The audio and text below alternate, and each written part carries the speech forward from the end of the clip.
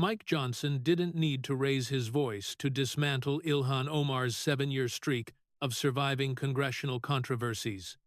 He simply needed to read her the exact oath she had sworn to uphold. When the Speaker of the House stood at the podium and opened a manila folder containing 7 years of Ilhan Omar's congressional conduct, he didn't raise his voice once. He didn't need to, because every word he read was something she had sworn, under oath, not to do. Ilhan Omar had laughed 3 times during the censure proceedings. The first was when the resolution was read aloud. It was a short, dismissive exhale through her nose, the kind of laugh that communicates contempt without requiring a single word. She had been in the chamber for 7 years, and in those 7 years she had developed an instinct for reducing institutional proceedings to their political function. Resolutions were not accountability mechanisms to her. They were content. They were fundraising triggers. They were the raw material from which her communications team would build the next cycle of outrage, victimhood, and survival. The second laugh came when a Republican member cited her pattern of conduct, a phrase she had heard so many times that it had lost its meaning. The way a word, repeated too often, dissolves into sound without sense. She turned to the colleague seated next to her, Rashida, and whispered something that made them both smile. A C-SPAN camera caught the exchange, 2 women sharing a private joke during their own institutional prosecution. The image would be screenshotted, captioned, and shared by both sides. By supporters, as evidence of strength. By critics, as evidence of contempt. The third laugh, the one that would be replayed in every analysis of what happened next, came when the Speaker of the House set down the gavel and picked up a folder. She laughed because she recognized the choreography. She had been through censure proceedings before. In the 118th Congress, in the 119th, she had been removed from one committee and placed on others. She had weathered FEC complaints that went nowhere, ethics referrals that stalled, presidential press conferences designed to ruin her, and primary challengers who raised money on her controversies but couldn't raise enough votes to defeat her. She had survived because survival was her particular genius, not policy, not legislation, not coalition building, but the ability to absorb institutional blows and convert them through a precise alchemy of media savvy and identity politics into the very fuel that sustained her career. She had been called prejudiced and survived. She had been called un-American and survived. She had described the September 11th tragedy as some people did something and survived. She had mocked the grieving family of a man whose life was violently taken and survived. Each time, the mechanics were the same. The attack came. The base rallied. The fundraising emails went out. The progressive media defended her. And the institutional action, whatever it was, dissolved into the next news cycle like sugar in water. She would not survive this. Not because the charges were different. They were, in most respects, the same charges, accumulated and compounded across 7 years, but because the person delivering them was different from anyone who had tried before. Donald Trump had attacked her with spectacle. Entertaining, chaotic, easily dismissed as partisan warfare. The press had attacked her with questions, uncomfortable but manageable through the standard toolkit of deflection and reframing. Her Republican colleagues had attacked her with resolutions, filed, debated, and forgotten within a week. Mike Johnson attacked her with the oath she had sworn on her first day, and the oath, unlike a tweet or a press conference or a resolution, belongs to no party. It belongs to the institution, and the institution, on this particular afternoon, had decided to stop laughing along. The chamber fell quiet at 2:14 p.m., not the gradual quiet of members finding their seats, but the sudden quiet that occurs when the speaker sets down the gavel and picks up a folder. In the House of Representatives, gavels mean procedure. Folders mean evidence. The chamber knew the difference. Johnson stood at the Speaker's podium, a position he had held for less than 3 years, which was long enough to understand its power and short enough to still feel its weight. He was not a man who commanded rooms through charisma. He commanded them through preparation. In 20 years as a constitutional lawyer, he had learned that the most devastating argument is the one that requires no emphasis, that sits on the page and speaks for itself, the way a statute speaks for itself, the way an oath speaks for itself. Members of this body, he began. His voice was even, unhurried, the voice of a man reading a legal brief rather than delivering a political speech. I am not here today to give a political address. I am here to read a record, specifically the record of a member of this House, whose conduct documented, public, repeated across 7 years and 5 separate institutional actions raises a question that this institution can no longer defer. He opened the folder. The question is whether the oath she swore on her first day in this chamber has been honored or abandoned. This is not about ideology. This is not about party. This is not about religion or identity or any of the categories that have been used by various parties for various purposes to shield this record from scrutiny. This is about the oath. I want to begin with history, not distant history. This chamber's history, the history of this body's response to the conduct of one specific member across 7 consecutive years. He turned to the first tabbed section of his folder. In 2019, this House passed a resolution condemning discriminatory rhetoric. It was prompted by the remarks of the representative from Minnesota's 5th District, who stated on Twitter, publicly, that American support for Israel was, quote, all about the Benjamins, baby. She subsequently named AIPAC, the American Israel Public Affairs Committee, as the source of what she characterized as purchased political loyalty. The implication that Jewish Americans and their organizations buy political support through money was recognized by members of both parties as a discriminatory trope. The Democratic leadership, Speaker Pelosi, Chairman Hoyer, Whip Clyburn, issued a joint statement condemning the remarks. The member apologized. We believed the matter was resolved. He turned a page. 3 weeks after her apology, the same member stated at a public event that she wanted to discuss the political influence in this country that says it is okay to push for allegiance to a foreign country.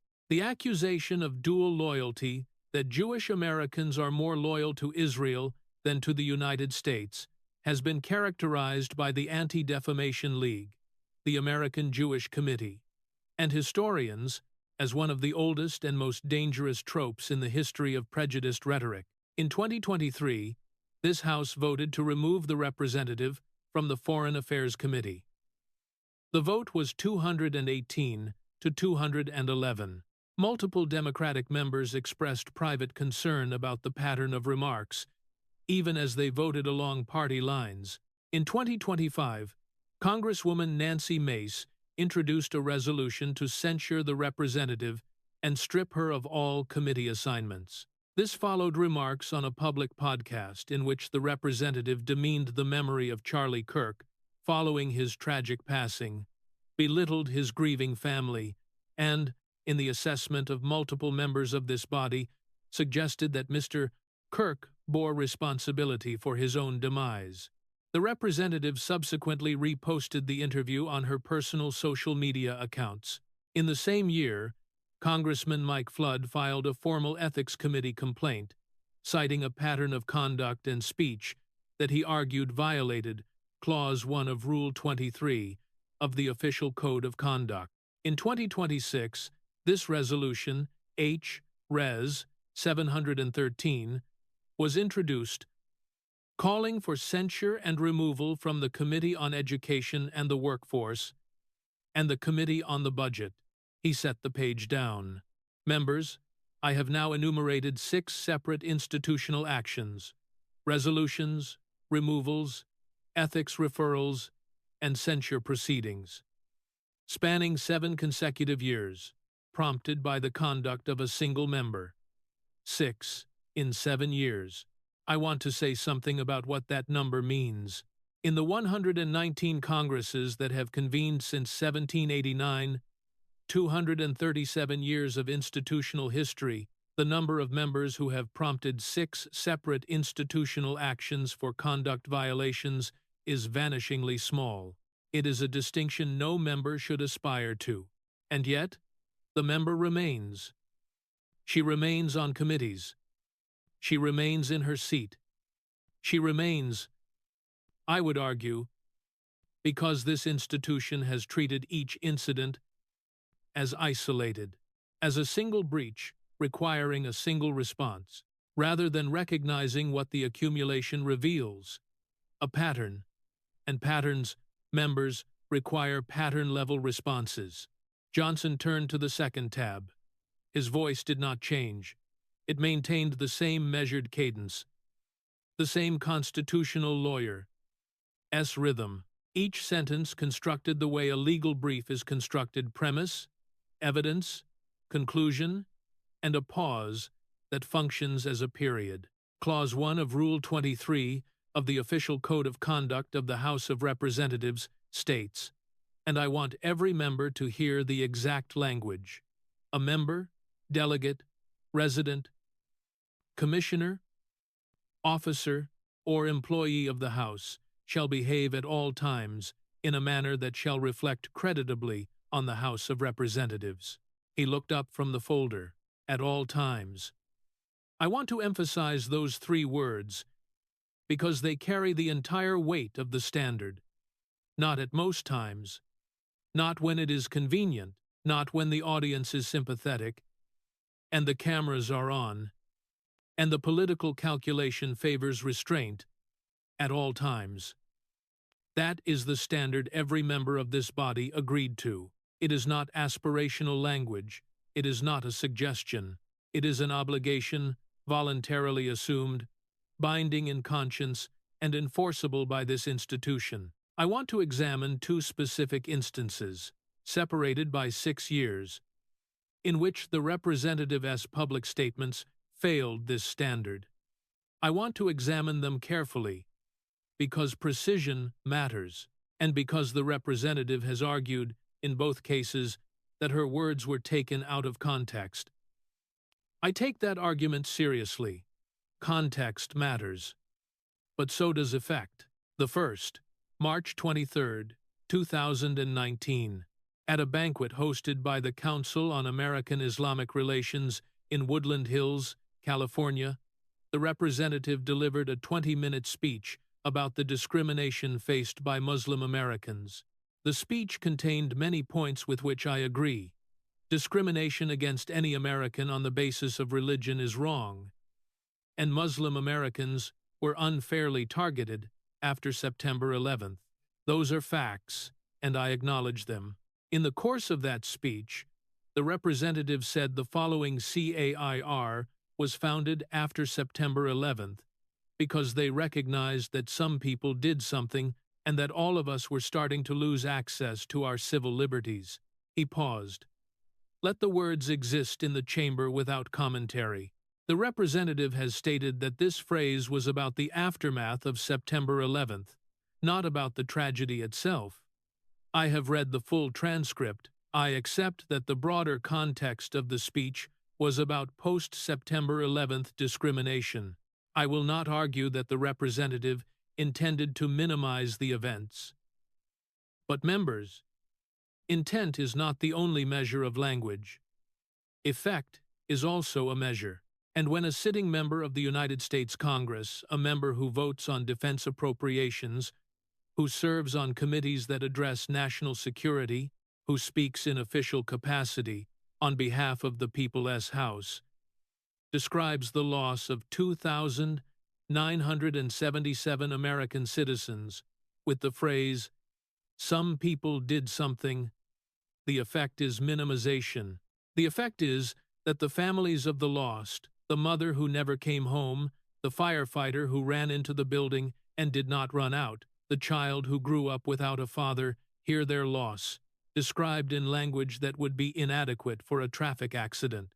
Nicholas Harros Jr. lost his mother, Frances, in the towers. She was 76 years old. On the 18th anniversary of the tragedy, he stood at ground zero and said directly to the representative, "Madam, objectively speaking, we know who and what was done. There is no uncertainty about that. Why your confusion?" He was not confused about context. He was not confused about intent. He was asking why the representative chose language that made the worst day of his life sound small. And I believe that question deserves an answer that this body has never required her to give. He turned the page. The second instance, September 2025. Charlie Kirk, a political commentator, a conservative activist, a man with a wife and family, was fatally attacked. In the days following his loss, the representative appeared on the Breaking Points podcast.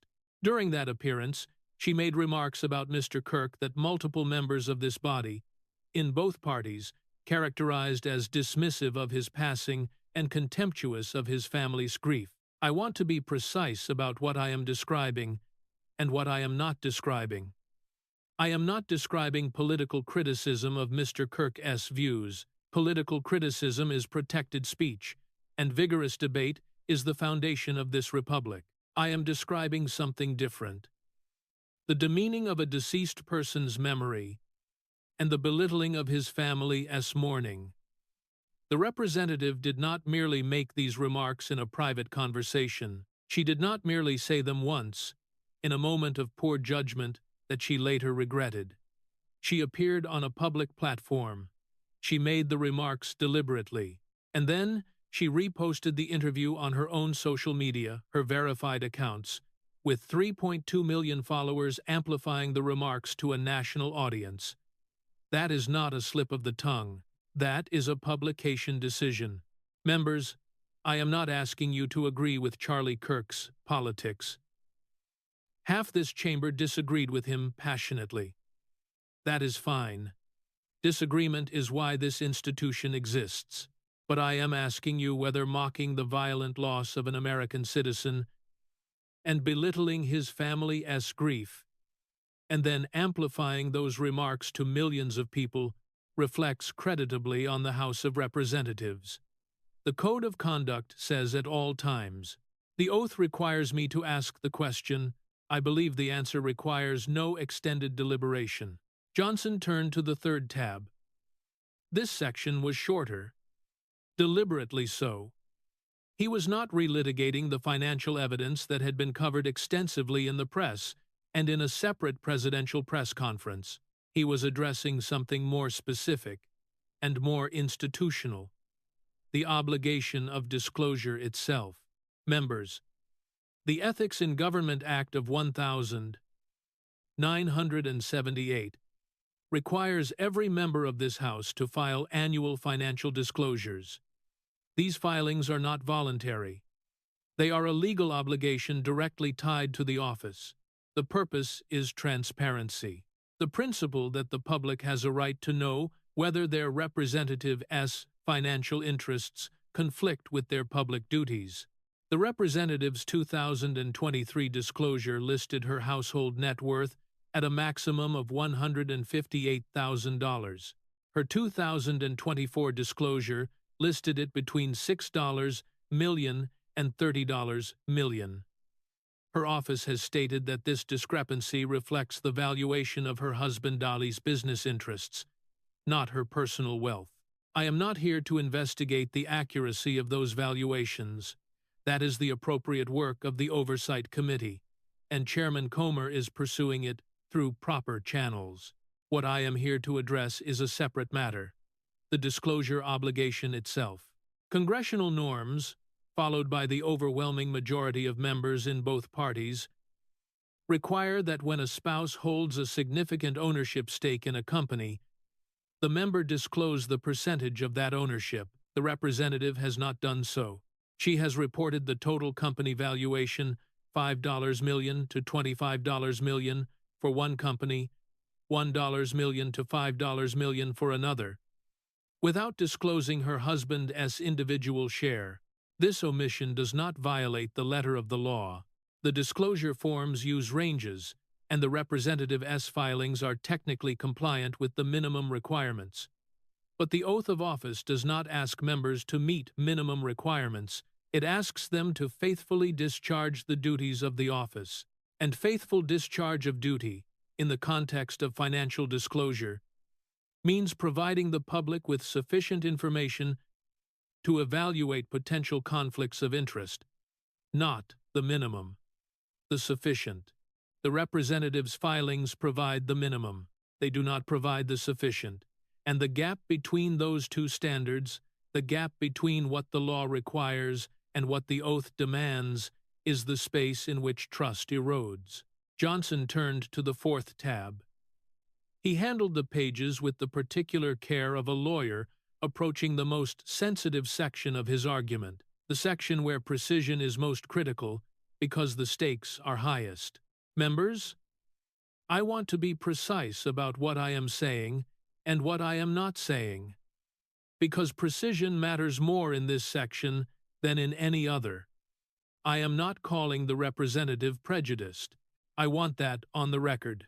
An accusation of prejudice is a judgment about a person's character, about what they believe in their heart. And I am not in the business of making character judgments from this podium. Character is between a person and their conscience, and ultimately, between a person and their God. I am in a different business. I am in the business of reading records, and the record I am about to read is not ambiguous. He began slowly. 2012. Before she entered Congress, the representative tweeted, "Israel has hypnotized the world. May Allah awaken the people and help them see the evil doings of Israel." The use of hypnotized, the image of a Jewish state casting a spell on the world, was identified by the Anti-Defamation League and multiple historians as a direct echo of centuries-old rhetoric about manipulation and control. The representative later called the tweet unfortunate. She did not delete it for several years. January 2019. She entered Congress. Within weeks, she tweeted that American support for Israel was all about the Benjamins. Baby, a reference to $100 bills, implying that the sole reason for bipartisan support of Israel was financial. When asked who she meant, she named AIPAC. The implication that Jewish Americans and their organizations purchase political loyalty was condemned by the Democratic leadership. In a joint statement, Speaker Pelosi, Majority Leader Hoyer, and Whip Clyburn said discriminatory language must be called out, confronted, and condemned whenever it is encountered. Without exception, the representative apologized. She said she was learning about the painful history of discriminatory tropes. February 2019. 3 weeks after that apology. 3 weeks, members. The representative stated at a Washington bookstore event that she wanted to discuss the political influence in this country that says it is okay to push for allegiance to a foreign country. The accusation of dual loyalty that American Jews are more loyal to Israel than to the United States is one of the oldest, most thoroughly documented, and most dangerous tropes in the historical record. It has been used to justify marginalization, exclusion, and violence against communities for centuries. She did not apologize for the dual loyalty remark. 2023. The House votes 218 to 211 to remove her from the Foreign Affairs Committee. 1 day before the vote, 1 day, she signs a resolution recognizing Israel as a legitimate ally. The timing is observed by members of both parties. A resolution signed 24 hours before a removal vote reads less like a change of heart and more like a legal maneuver. 2024. A second censure resolution, H. Res. 1207, is introduced. citing her recent inflammatory comments and history of prejudice. The resolution does not advance to a vote. 2025 and 2026. The pattern continues. The DSA, the Democratic Socialists of America, her own political organization, pulls its national endorsement over her Israel-related votes. She is criticized from the left for not being critical enough, and from the center and right for her past prejudiced remarks. She occupies a position in which no political direction offers shelter, because the pattern itself, not any single remark, has become the problem. He set the page down. Members, this is a timeline spanning 13 years. 5 separate incidents characterized as discriminatory by members of both parties, multiple apologies. And after each apology, a resumption of the pattern. I want to ask this body a question that is uncomfortable but necessary. At what point do we conclude that the apologies are performative and the remarks are authentic? At what point do we stop accepting the cycle of offense, apology, repeat, as evidence of growth, and start recognizing it as evidence of a pattern that the apologies cannot break, because they are not intended to break it, but to manage it, to convert each incident from a crisis into a narrative, from an accountability moment into a fundraising moment, from a failure into a survival. The representative has survived every one of these incidents.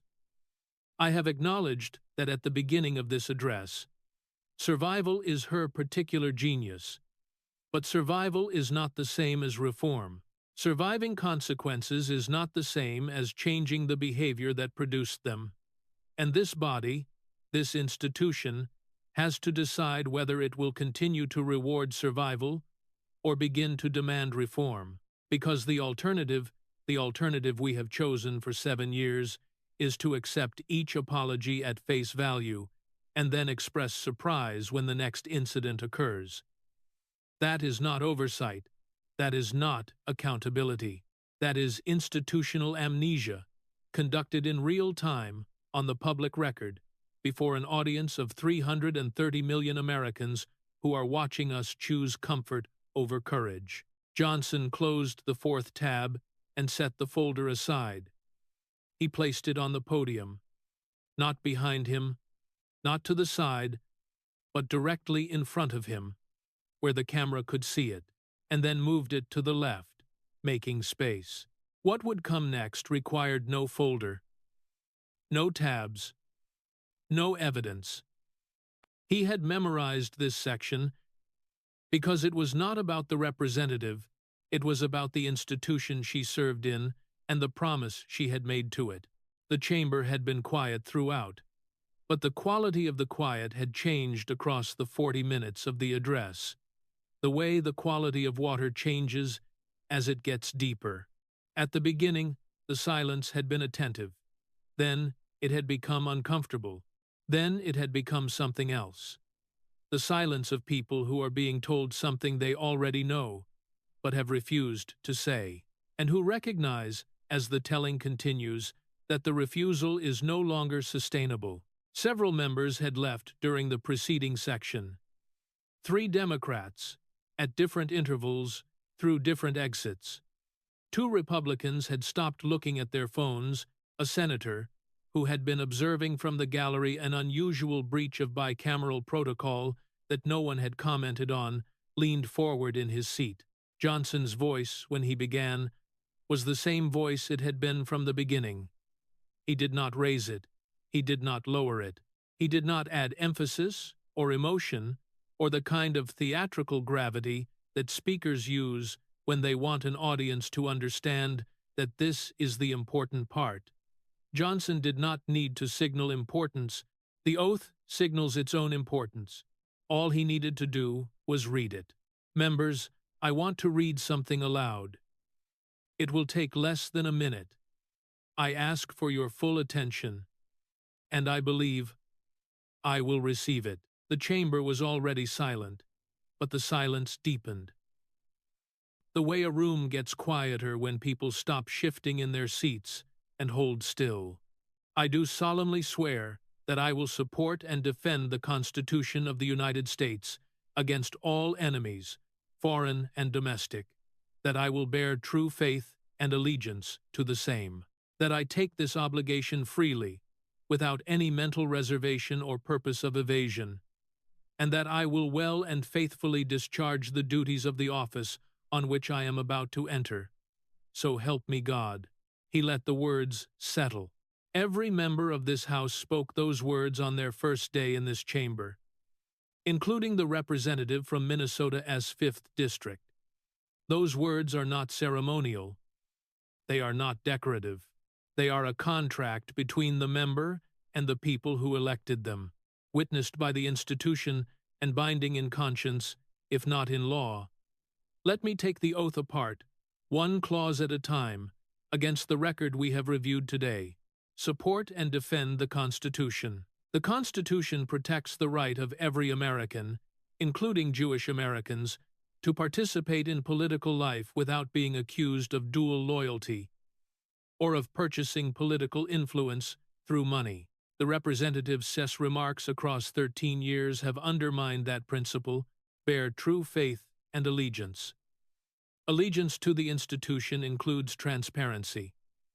The representative's financial disclosures provide the legal minimum, while omitting information that congressional norms require.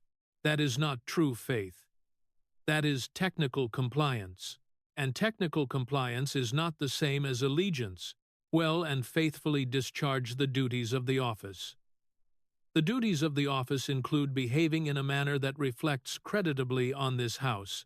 The representative's public remarks about September 11th, about a tragically deceased American citizen, about Jewish Americans, do not meet that standard.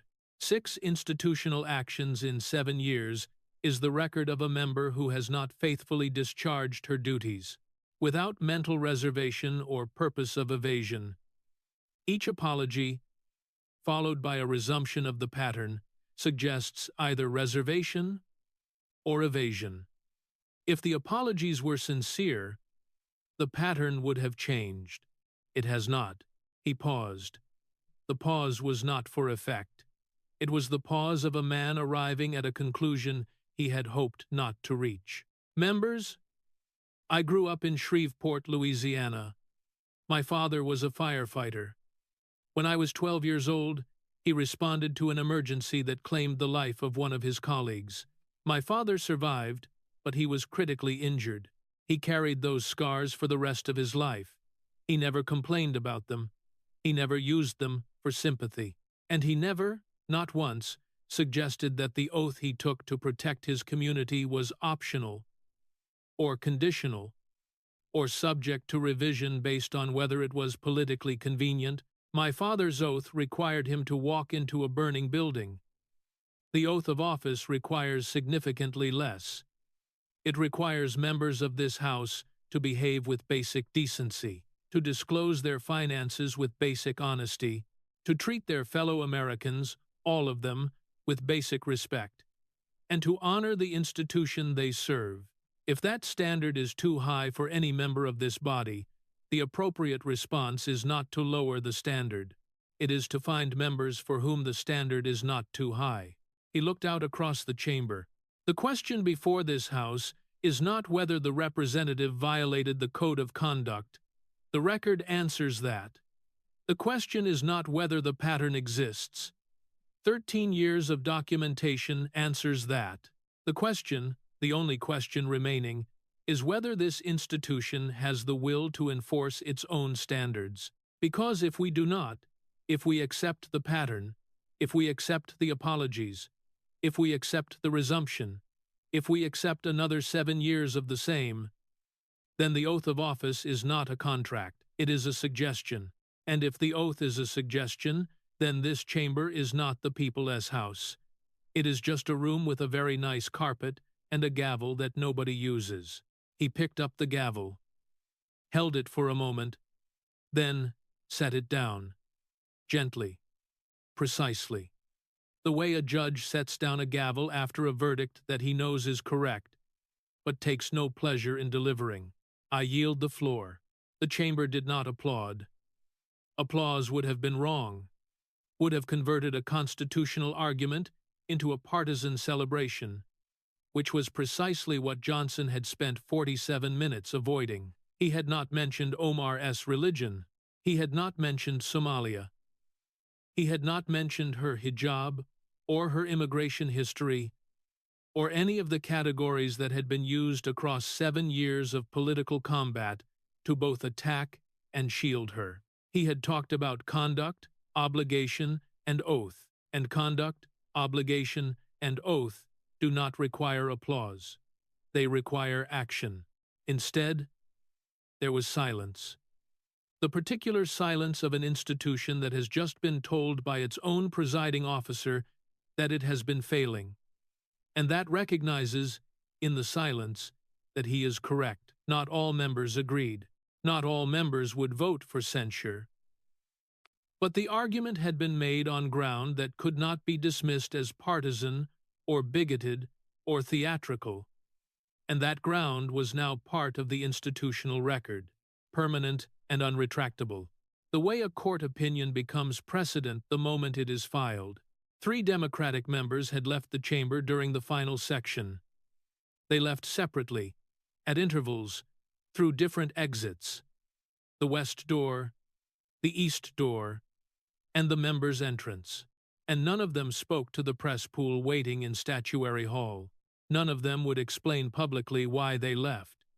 But 2 of them were later seen in the Democratic cloakroom, and a colleague who passed through reported that one was sitting alone on a leather couch, staring at the carpet, while the other was on her phone, with a voice that carried just enough to identify 2 words, indefensible and oath. The door closed before the sentence was complete.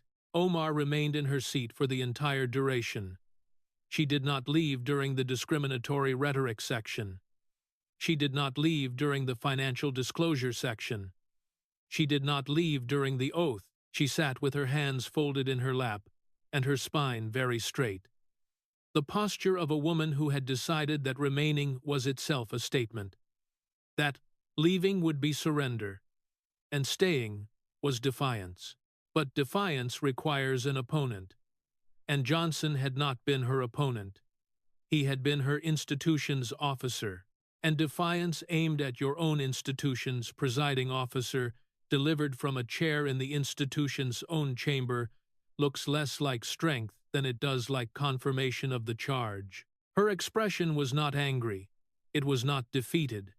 It was the expression of a person who is recalculating, running through the toolkit she has used for 7 years, and finding, for the first time, that the tools don't fit the lock. She could not tweet a clapback at the oath of office. She could not fundraise off the House Code of Conduct. She could not convert the Speaker's measured constitutional argument into a narrative of persecution, because persecution requires a persecutor.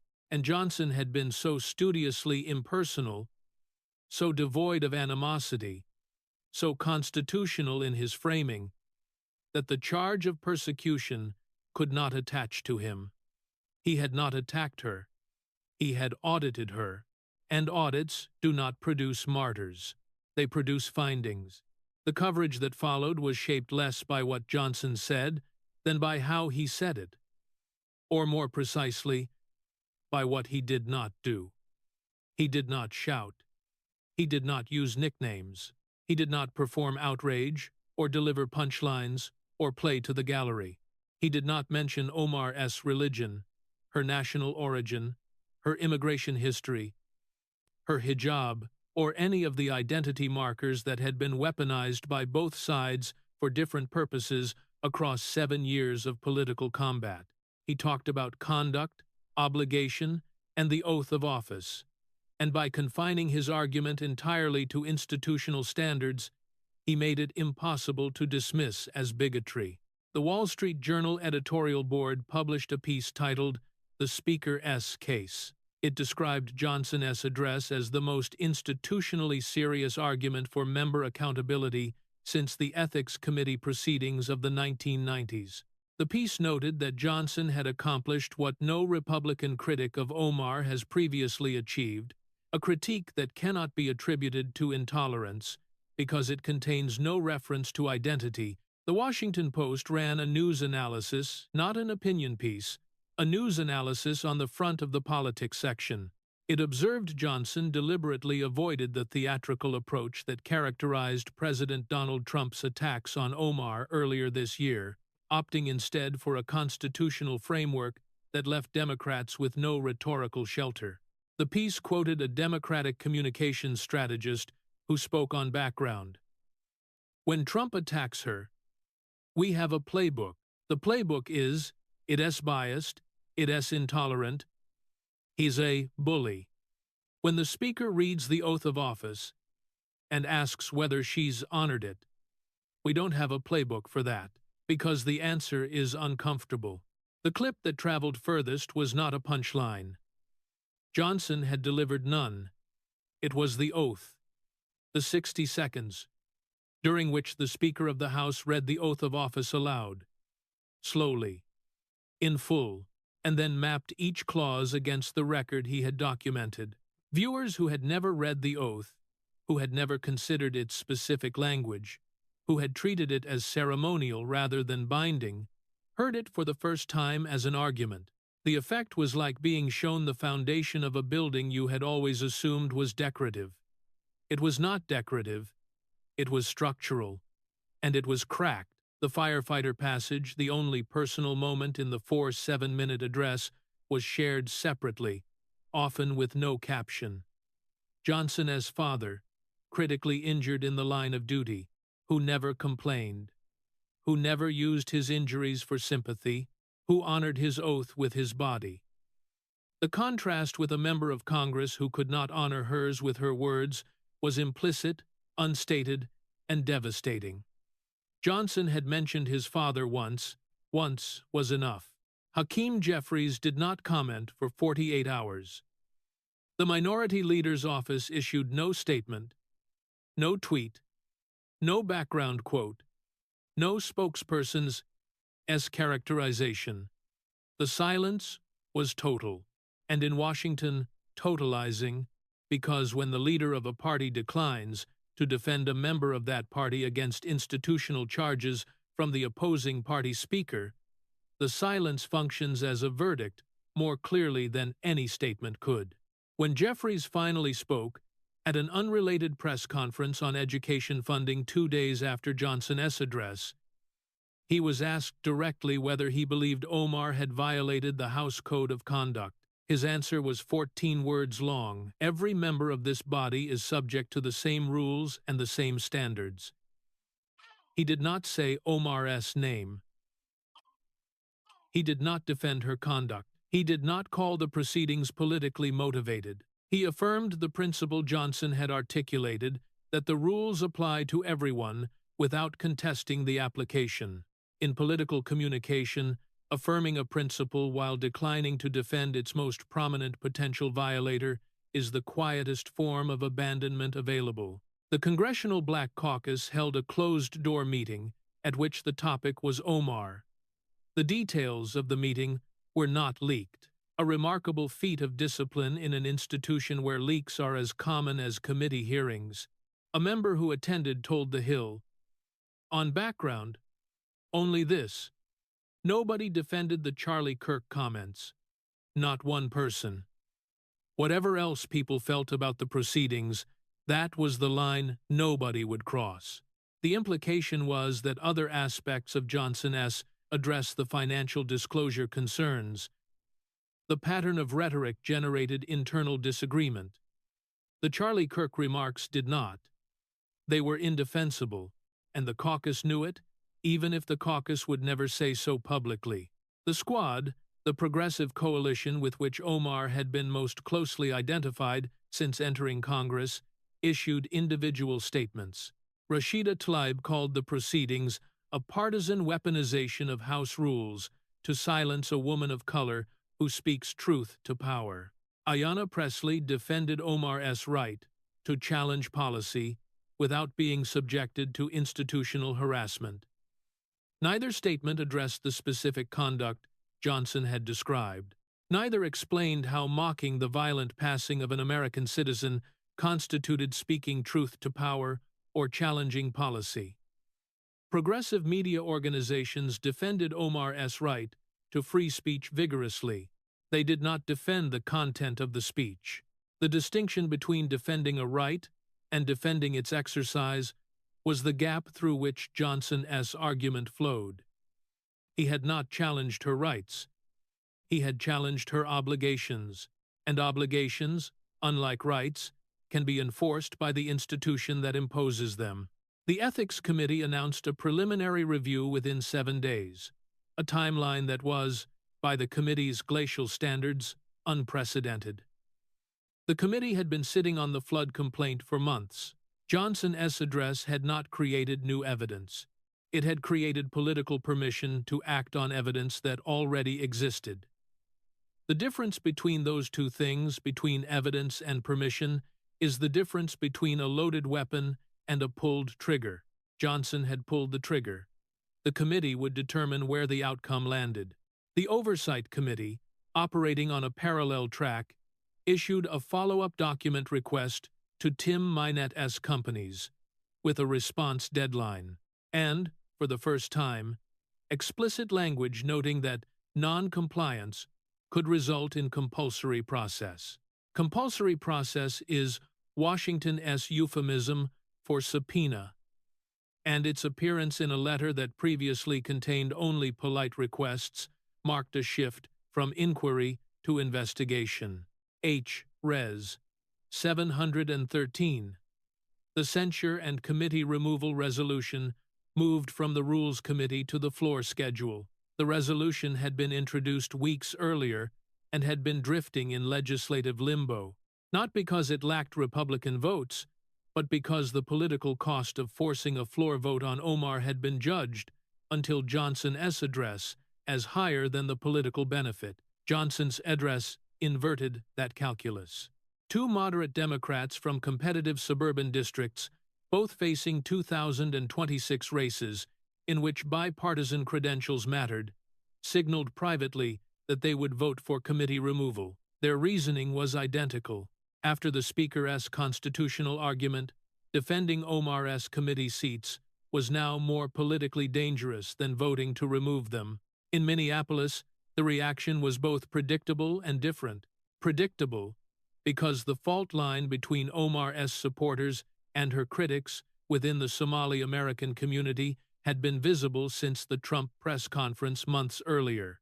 Different, because Johnson's address, unlike Trump's, could not be dismissed as bigotry. Trump had attacked with spectacle.